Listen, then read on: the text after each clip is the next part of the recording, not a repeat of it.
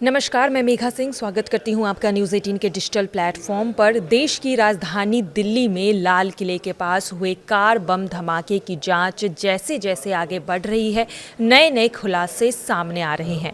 ताज़ा खुलासा ये हुआ है कि कार चालक संदिग्ध आतंकी डॉक्टर उमर नबी 6 दिसंबर यानी कि बाबरी मस्जिद विध्वंस की बरसी पर एक बड़ा धमाका करने की योजना बना रहा था।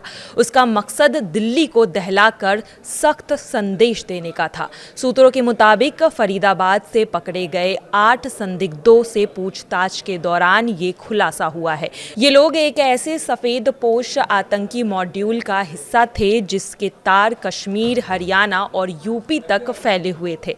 इसका संबंध पाकिस्तान आतंकी संगठन जैश-ए मोहम्मद से बताया जा रहा है।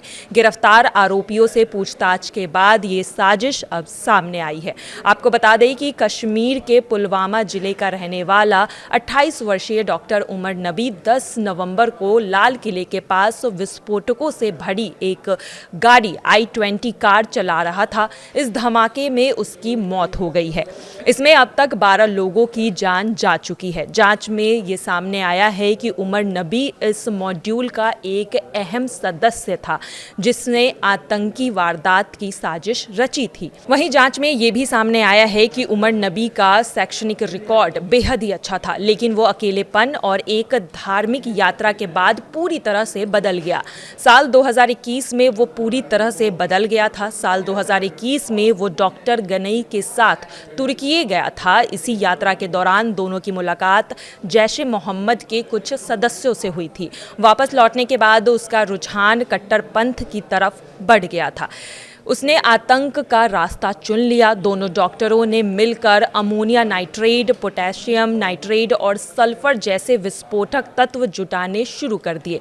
उन्होंने अल फलाह यूनिवर्सिटी परिसर और उसके आसपास इस विस्फोटकों को जमा करना शुरू किया। इसे VBED यानी कि व्हीकल बोर्डनी इम्प्रोवाइज्ड एक्सप्लोसिव डिवाइस तैयार करने में इसे इस्तेमाल किया जाना था। दिसंबर में होने वाले हमले की तैयारी पहले से ही चल रही थी। उमर ने दिसंबर में पहले हफ्ते में इसकी साजिश को अंजाम देने की बात अपने कुछ करीबियों को भी बता रखी थी।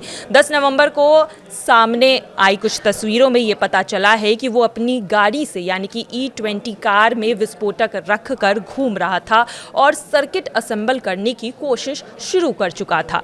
उसने VBIED बनाने के लिए इंटरनेट से ट्यूटोरियल्स का भी इस्तेमाल किया था। इसी बीच फरीदाबाद पुलिस ने 2900 किलोग्राम विस्फोटक बरामद होने और एक आतंकी मॉड्यूल के भंडाफोड़ की घोषणा कर दी थी। इसी वजह से उमर नबी पूरी तरह से डर गया था। वो कुछ घंटे तक शहर की एक मस्जिद में छिपा रहा।